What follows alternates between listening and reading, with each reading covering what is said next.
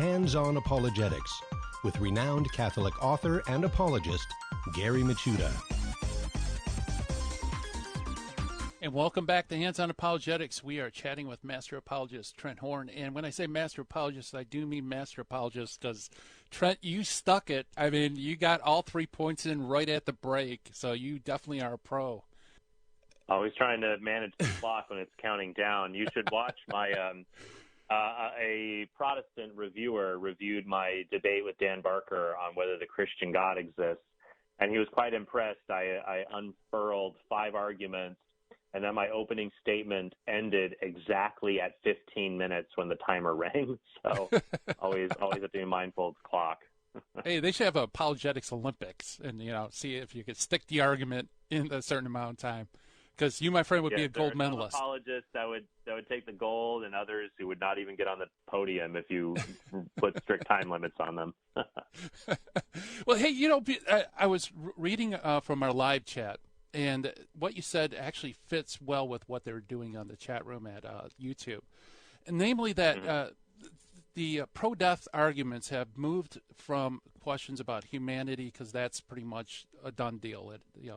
The unborn baby is human, to this body rights argument, and you hear that a lot about this fetus doesn't have a right to impose itself on my body, that type of stuff, and ultimately it almost feeds into a kind of contraceptive mentality that as if the marital act is completely separated from life-giving love. And so the points that they were making was, unless we deal with the contraception issue, we really can't solve the abortion issue. First, what's your opinion on that? And does that come up in the field when you're talking about abortion? I'm sorry, you cut out there. Artificial contraception, the separation of love and life. Does that come up in the field, or? Yes. It certainly does. One thing that I think comes up is people will make a red herring. They'll say, well, if you're against abortion, then why aren't you in favor of promoting contraception? Mm-hmm. And so people will try to divert the argument, say you should be out promoting contraception if you're against abortion. And so what I do in these situations, I say, my goal is not to reduce abortion per se. My goal is to restore the right to life the unborn once possessed. My goal is to make it illegal to directly kill innocent unborn children. That is my goal. And hopefully by restoring their right to life and helping people see it's gravely immoral to kill the unborn, abortions will be reduced because people won't want to engage in this act. So I'll ask people, how does promoting contraception help me achieve that primary goal? And the answer is it doesn't in any way, shape, or form. In fact, as Pope St. John Paul II says in Gospel of Life, it can be antithetical to that goal. It can create a anti-parenting mentality of thinking that the unborn are unwanted, that they're a threat to protect ourselves from, and that if they make their way past contraceptive protective barriers, then that makes it more likely for them to be aborted, actually. And so I was once actually at a university campus, and a guy said, why aren't you passing out condoms? And I said, well, I don't have to. The campus health center passes them out for free. Why would I have to do that? And he said, yeah, but that's on the other side of campus. I don't want to have to walk that far. And I'm like, well, you know what? If this guy can't walk 200 yards to get condoms, why would I consider him responsible enough to help a baby who is conceived through one of his shenanigans? So it's not an answer to the moral problem of abortion. It's a red herring and a distraction. Yeah. So should that be a focus when we talk to people who aren't pro-life, that to kind of remind them of the connection? It depends. Yeah, I think it's something to bring up, but the problem is that pro-choice people will paint the narrative that pro-lifers want to go into their bedrooms and outlaw their birth control, outlaw certain things they'd like to do in the privacy of the marital bedroom, and paint us as these crusaders and fascist overlords. And we can't afford to feed into that, mentality. I mean, Catholics can reasonably disagree, for example, over the question of whether pure contraceptives, ones that prevent conception, should be legal or not. I mean, even St. Thomas Aquinas made a case for prostitution being legal because outlawing it would lead to greater evils. Now, other people like St. Alphonsus of Liguori disagreed with him, and the church doesn't hold that view today on things like prostitution. But we can have different disagreements about the nature of contraception. I mean, about whether it should be legal or not. We Catholics have to agree that contraception it's intrinsically evil and it's sinful. But when we're talking to people, we have to understand, look, a person, you have to see what are they ready to receive. If you've got someone who doesn't even agree with the wrongness of killing an unborn child, it's going to be a lot further down the line for them to agree that contraception is intrinsically immoral and the other church's teachings on sexuality. They may not be ready to receive that teaching. You can share it with them and help them see that it is reasonable and put that forward. But I think it's better to keep the conversation focused. And once you can get someone on the side of life, what's interesting is Patrick Madrid has an anthology called Surprised by Life about people who became pro-life and then became Catholic shortly thereafter. So I think focusing just on getting them to see the wrongness of abortion can help to turn their worldview enough that they're more predisposed to accept other elements of the Catholic faith. Yeah, that's true. Because, the more truth that you embrace, it kind of sheds light on other issues and, keeps growing.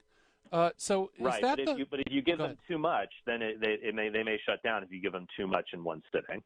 Yeah, right. Yeah, because give them a lot easier to kind of wiggle out into other red herrings, and the conversation doesn't go anywhere. Right. So is the body property argument? I don't know if that's the proper term. Is that the main counter argument, or are there other counter arguments? Oh, you mean the argument bodily autonomy? Yeah, that's it. Yes.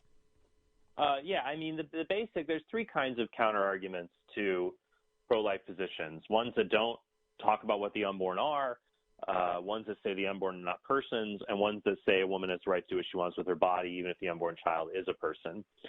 One thing that we didn't discuss is more specific, irrelevant ones. You can use trotted to toddler. It just applies in different ways. So, for example, people talk about back alley abortions. Abortion should be safe. You don't want women to die from abortion, so it should be legal. Once again, you can use a variant to trot to the toddler here. And I would say, yeah, I agree abortion should be safe. I usually tell people I'm fine with abortion if it's as safe for the child as it is for the mother. But that's not abortion. That's childbirth. And then people will say, well, it doesn't work like that. I'm like, well, exactly. That's why it shouldn't be legal. When I was at UC Berkeley, I got a guy really worked up in the audience because they're talking about back alley abortions. And I said, well, here's how the argument from back alley abortion goes. You're saying it ought to be legal for big people to kill little people because otherwise it'll be dangerous for the big people to kill the little people. How does that make sense? And he was just mad I characterized it that way. But that's essentially the argument, and we need to get people to see that. And then once they see the moral flaw in the position, we can say, and look, by the way, it's not true that thousands of women were dying from illegal abortion prior to Roe versus Wade. And in 1972, it was like 39 deaths from illegal abortions and 25 deaths from legal abortions. That illegal abortion deaths were greatly exaggerated as part of a propaganda campaign to legalize abortion. We should say, look, it's tragic when anyone dies from abortion, whether it's a mother or whether it's her child or both. But the answer is not to make it legal for one of these innocent people to kill another innocent person. That's not the answer to the problem. Yeah, very good. Yeah, that's even if you account for the fact that they're probably underreported because the shame factor, it's still nothing compared to the what's in the popular mind of tens of thousands or hundreds of thousands of women dying in back alley abortions. Right. Yeah. I like that. So the analogy you gave is almost like if people are getting injured robbing a bank with knives or something, let's give them guns so it's safer. Or we should make terrorism legal so that the terrorists don't have to resort to suicide tactics. Yeah, exactly. Now I'm wary. I use these analogies with care because some people will say, so you're saying that a woman who's choosing to have an abortion is a terrorist. You have to always be careful with the analogies you use. And my point is, no, just as we don't make it legal so it's safer for born people to commit crimes or harm against other people, we ought not do that in contexts involving the unborn as well. Yeah, very good. Well, Yeah, see, the problem is coming up with a counter analogy is taking the life of an innocent person is generally outlawed. So no matter what counter analogy you come up with, it's going to be bad, you know.